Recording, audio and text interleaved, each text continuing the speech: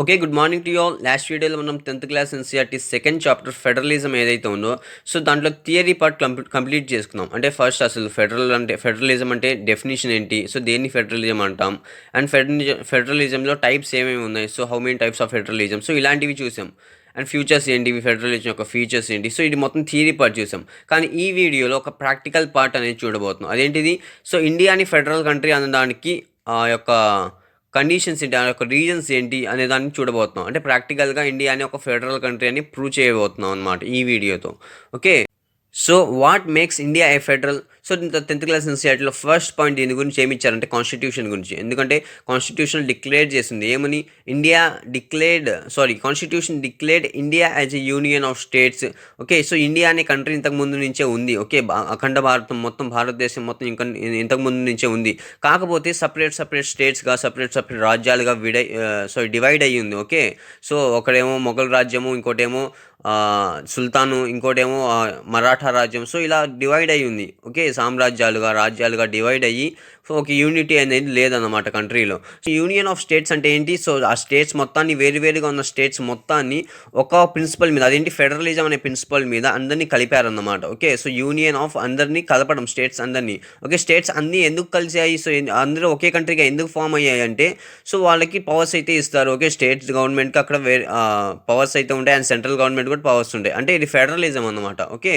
So, federalism అని ఎక్కడ క్లియర్‌గా అయితే డిక్లేర్ చేయలేదు ఇక్కడ. కానీ ప్రియాంబుల్ ఆఫ్ కాన్స్టిట్యూషన్‌లో అయితే క్లారిటీగా డిక్లేర్ చేశారు. బట్ యూనియన్ ఆఫ్ స్టేట్స్ అన్నా గానీ, సో, దాని యొక్క బేస్ మీద మనం యునైటీగా చేస్తున్నాం అన్నమాట. ఎందుకు? సో, ఈ స్టేట్స్‌కి కూడా పవర్ ఇస్తాము. అండ్ సెంట్రల్ గవర్నమెంట్ కూడా పవర్ ఉండిద్ది. ఒక కంట్రీ అయితే ఫామ్ అయిపోయిద్ది. అండ్ ఇంకోటి మీరు ఇక్కడ గుర్తుపెట్టుకోవాల్సింది ఏంటంటే, మన కంట్రీ ఎప్పటి నుంచో ఫామ్ అయ్యి ఉంది. కాకపోతే విడివిడిగా ఉంది. అందరినీ ఒకే సావర్జినిటీ కింద, ఓకే. సో, ఏకం చేయడానికి ఈ యొక్క ప్రయత్నం అన్నమాట. ఓకే. Holding together federation. మీరు లాస్ట్ వీడియో చూసుకున్నట్టు ఇంకా క్లారిటీగా అర్థమైద్ది. Okay. And the union based on the principle of federalism. So, ఈ యూనియన్ అనేది ఎందుకు చేస్తున్నాం మనం? ఈ స్టేట్స్ మొత్తాన్ని ఏకం ఎందుకు చేస్తున్నాం? సో, మన ఫెడరలిజంని ఇంప్రూవ్ చేయడానికి. ఓకే. ఫెడరలిజం అంటే ఏంటి? స్టేట్ గవర్నమెంట్‌కి అండ్ సెంట్రల్ గవర్నమెంట్‌కి ఇద్దరికి పవర్స్ ఇవ్వడం ఫెడరలిజం. అండ్ ఇక్కడ నెక్స్ట్ పాయింట్ వచ్చేసరికి they are 3 types of government. So, ఈ స్టేట్స్ అందరినీ ఒక చోటకి చేర్చి ఆ కంట్రీని ఐకమత్యంగా చేశారు. ఓకే. కానీ ఆ వచ్చిన స్టేట్స్‌ని, ఆ వచ్చిన లోకల్ గ్రూప్స్‌ని అందరినీ సాటిస్ఫై చేయాలి కదా! సో, గవర్నమెంట్‌ని డివైడ్ చేశారు. ఎలా? So, central government, state government and local government. So, 3 governments అన్నమాట. సో, సెంట్రల్ గవర్నమెంట్ అంటే ఏంటి? సో, పీఎం గానీ, ప్రైమ్ మినిస్టర్ గానీ, సో, ఇలా కేంద్ర పాలిత ప్రభుత్వం అన్నమాట. Okay. So, central government. So, country మొత్తం గురించి ఆలోచించింది ఈ గవర్నమెంట్. And state government, okay. So, స్టేట్స్‌ని డివైడ్ చేశారు కదా! కొన్ని స్టేట్స్ అయితే ఉన్నాయి కదా! ఆంధ్రప్రదేశ్ అని, మధ్యప్రదేశ్ అని, ఓకే.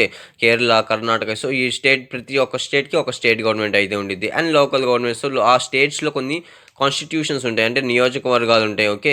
సో, ఒక్కొక్క నియోజకవర్గానికి ఒక్కొక్క ఎమ్మెల్యే ఉంటారు. అండ్ మున్సిపాలిటీస్ ఉంటాయి. ఇంకా లోకల్‌లోకి వార్డ్ కౌన్సిలర్స్ గానీ, ఓకే. లేకపోతే పంచాయతీస్‌లో అయితే ప్రెసిడెంట్ అని, అండ్ మున్సిపాలిటీస్‌లో అయితే మున్సిపల్ చైర్మన్ అని. సో, ఇలా ఉంటారన్నమాట. ఓకే. సో, కంట్రీని మొత్తాన్ని డివైడ్ చేశారన్నమాట. అందరికీ పవర్ అయితే పంచేశారు ఇక్కడ. ఓకే. సో, ఇక్కడ సెంట్రల్ గవర్నమెంట్‌కి పవర్ ఇచ్చారు, స్టేట్ గవర్నమెంట్‌కి పవర్ ఇచ్చారు, అండ్ లోకల్ గవర్నమెంట్ కూడా పవర్ ఇచ్చారనమాట. ఓకే. సో, 3 గవర్నమెంట్స్‌కి పవర్ ఇచ్చారు. సో, నెక్స్ట్ పాయింట్ ఏం చెప్తున్నారు? Each tier of government has its own jurisdictions specified in the constitution. Okay. So, power ఎలాగైతే ఇచ్చారో దానికి లిమిట్స్ కూడా ఉన్నాయి. Okay.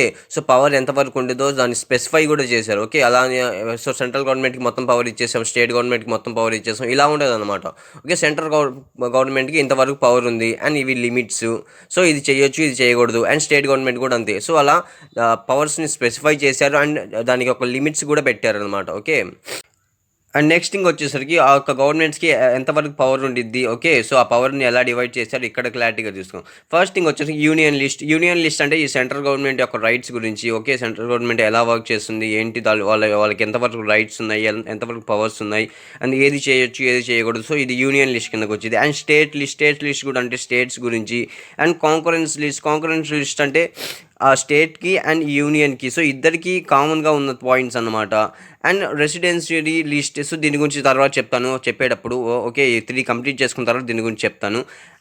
So, first union list గురించి మాట్లాడుకుందాం.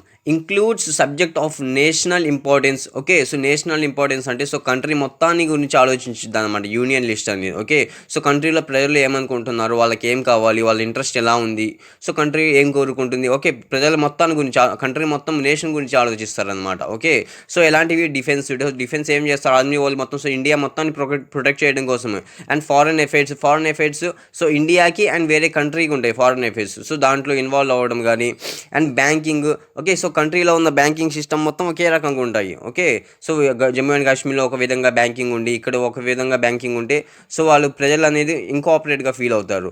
And next communication and currency కూడా. సో ఇప్పుడు డిమానిటైజేషన్ ఉంది కదా, సో కరెన్సీ గురించి. ఓకే, సో నోట్లు అనేవి రద్దు చేశారు, పాత నోట్లు అనేవి సో రద్దు చేసేసారు. అండ్ కొత్త నోట్లు అనేవి రిలీజ్ చేశారు. ఎవరు చేశారు? సెంట్రల్ గవర్నమెంట్ చేసింది. సో ఓకే, కరెన్సీ కూడా వాళ్ళ చేతిలో ఉండిద్ది అనమాట. ఓకే, సో ఇండియా మొత్తం ఒకే కరెన్సీ ఉండిద్ది, రూపీ. అండ్ నెక్స్ట్ పాయింట్ వచ్చేసి ఈ లాస్ మొత్తం ఎవరు చూసుకుంటారు? Union government alone makes the laws. So union గవర్నమెంటే, సెంట్రల్ గవర్నమెంటే వీటి గురించి లాస్ అయితే తీసుకోవచ్చు. ఎవరి యొక్క సపోర్టు కానీ స్టేట్ గవర్నమెంట్ని అడగడం కానీ సో ఇలాంటివి ఏమీ అవసరం లేదు, ఎందుకంటే వాళ్ళ పరిధి అన్నమాట ఈ మొత్తం. ఓకే, సో స్టేట్ గవర్నమెంట్లో సంబంధం లేకుండా యూనియన్ గవర్నమెంట్ వీటి గురించి లాస్ అనేవి మేక్ చేయొచ్చు. అండ్ నెక్స్ట్ వచ్చేసరికి స్టేట్ లిస్ట్ గురించి. ఇక్కడ స్టేట్ లిస్ట్ దేని గురించి మాట్లాడుతుంది? Subject. So includes the subject of state and local importance. So స్టేట్లో ప్రజలు కానీ, లోకల్లో ఒక ఎమ్మెల్యేస్ ఉంటారు, ఒక నియోజకవర్గంలో పీపుల్ ఉంటారు, అండ్ మండలాల్లో పీపుల్ ఉంటారు, మున్సిపాలిటీస్లో ఉంటారు, అండ్ పల్లెటూరులో ఏమంటారు, పంచాయతీస్. సో పంచాయతీస్లో ఉంటాయి. ఇలా స్టేట్స్లో కానీ, ఆ మున్సిపాలిటీస్లో, నియోజకవర్గాల్లో సో ఇలా ఆ పీపుల్ యొక్క ఇంట్రెస్ట్ ఎలా ఉంది, అక్కడ ఏమేమి వసతులు కావాలి వాళ్ళకి, సో వాళ్ళ గురించి ఆ యొక్క స్టేట్ లెవెల్లో ఆలోచించేది స్టేట్ లిస్ట్ అనమాట, ఒక స్టేట్ గవర్నమెంట్ అనమాట. వాళ్ళు దేని గురించి ఆలోచిస్తారు? Police, trade, commerce, agriculture and irrigation. So police department మొత్తం వాళ్ళ చేతిలో ఉంది. స్టేట్ పోలీస్ అంటే ఆంధ్రప్రదేశ్ పోలీస్, ఏపీ పోలీస్ అంటారు, తెలంగాణ పోలీస్ అంటారు, యూపీ పోలీస్ అంటారు. సో ఇలా వింటూ ఉంటాం మనం. స్టేట్ యొక్క పోలీసులు సపరేట్గా ఉంటారు. అండ్ వాళ్ళ రిక్రూట్మెంట్ కానీ, వాళ్ళకి జీతాలు ఇవ్వడం కానీ సో మొత్తం స్టేట్ గవర్నమెంట్ చూసుకునేది. అండ్ ట్రేడ్, అక్కడ లోకల్లో బిజినెస్ ఎవరికి ఇవ్వాలి, సో ఎవరు ఎలాంటి బిజినెస్ చేస్తున్నారు, ఓకే, సో రిజిస్ట్రేషన్ చేయడం కానీ సో ఆ బిజినెస్ మొత్తం చూసుకునేది కూడా స్టేట్ గవర్నమెంట్. సో ట్రేడర్స్, ఆ బిజినెస్ ఎలా జరుగుతున్నాయి మన ఏరియాలో, సో ఇలాంటివి మొత్తం కామర్స్ కానీ, మనీ పరంగా, ఎకనామికల్ పరంగా, అండ్ అగ్రికల్చర్ని అండ్ ఇరిగేషన్ని. ఈ ఇరిగేషన్ గురించి బెస్ట్ ఎగ్జాంపుల్ మనం స్టేట్స్ మధ్య ఇరిగేషన్ ప్రాజెక్ట్స్ మధ్య కర్ణాటక కానీ అండ్ మన తెలుగు స్టేట్స్ కానీ సో ఆల్మట్టి డ్యామ్ గురించి ఎప్పుడు గొడవ జరుగుతూ ఉండిద్ది. సో అలాంటివి అన్నమాట. ఓకే, సో ఆ స్టేట్ యొక్క పరిధిలో ఆ ఇరిగేషన్ ఆ ప్రాజెక్ట్ ఉంది కాబట్టి సో వాళ్ళు షేర్ చేసుకోవాలా వద్దా అనేది వాళ్ళ అభిప్రాయం అన్నమాట. సో ఆల్మట్టి డ్యామ్ గురించి చాలా జరిగింది అప్పుడు. ఓకే, సో మా ఒక 2 స్టేట్స్ మధ్యలో సో అలా ఇరిగేషన్ ప్రాజెక్ట్స్ మొత్తం డ్యామ్స్ ఎక్కడ ఉంటాయో సో వాళ్ళ కంట్రోల్లో ఉంటాయి స్టేట్స్ లిస్ట్లో. ఓకే, సో వాళ్ళు సాగునీరు ఎవరికి ఎలా పంపించాలంటే అలా పంపించుకుంటారు ఆ స్టేట్ వాళ్ళు. సో అసెంబ్లీలో డిస్కస్ చేసుకుని సో ఇక్కడ యూనియన్లో పార్లమెంట్లో డిస్కస్ చేసుకుంటారు. అండ్ నెక్స్ట్ థింగ్ వచ్చేసరికి state government alone makes the laws on them. So వీటి మీద ఇరిగేషన్ కానీ, అగ్రికల్చర్ కానీ, పోలీస్ కానీ సో వీటి మీద స్టేట్ గవర్నమెంట్ ఒక్కతే ఆ లాస్ అనేది మేక్ చేసిద్ది అన్నమాట. గవర్నమెంట్ ఒకతే. ఓకే, యూనియన్ గవర్నమెంట్తో కాంటాక్ట్ అవ్వడం కానీ సో సెంట్రల్ మినిస్టర్స్లో కాంటాక్ట్ అవ్వడం ఇలాంటివి ఏమీ అవసరం లేదు. ఆ స్టేట్ గవర్నమెంట్ సింగిల్గా ఎలోన్గా లాస్ అన్నిటిని మేక్ చేయొచ్చు. అండ్ నెక్స్ట్ థింగ్ వచ్చేసరికి concurrent list. So concurrent list అంటే సో ఓకే, కాంకరెంట్ పాయింట్ అంటే ఏంటి? ఒకే పాయింట్ నుంచి ఓకే సో 2-3 లైన్స్ వచ్చేటప్పుడు కాంకరెంట్ లైన్స్ అంటాం వాటిని. కాంకరెంట్ పాయింట్ అంటాం అంటే ఒకే దాని నుంచి సో 2-3 పార్ట్స్గా డివైడ్ అవ్వడం. ఓకే, సో ఇలాగే సో ఆ 2 పార్ట్స్కి కాంకరెంట్గా ఉండేదన్నమాట. ఓకే, స్టేట్ గవర్నమెంట్ని అండ్ సెంట్రల్ గవర్నమెంట్ని కలిపే ఒక పాయింటే ఈ కాంకరెంట్ లిస్ట్ అనమాట. సో ఈ లిస్ట్లో ఎలాంటివి ఉంటాయి? So includes both so common interest of both union and state. So union లిస్ట్లో ఉంటాయి అండ్ స్టేట్ లిస్ట్లో కూడా ఈ సబ్జెక్ట్స్ అనేవి ఉంటాయి అన్నమాట. ఓకే, ఎలాంటి సబ్జెక్ట్స్ అవి? ఎడ్యుకేషన్ కానీ, ఫారెస్ట్ గురించి కానీ, ట్రేడ్ యూనియన్స్ గురించి సో ఇలా చాలా ఉన్నాయి. ఓకే, సో ఎడ్యుకేషన్ గురించి ఎడ్యుకేషన్ సిస్టమ్ మొత్తం ఎవరు న్యూ ఎడ్యుకేషన్ పాలసీ వచ్చింది 2021లో ఎవరు Narendra Modi okay union cabinet వాళ్ళు రిలీజ్ చేశారు.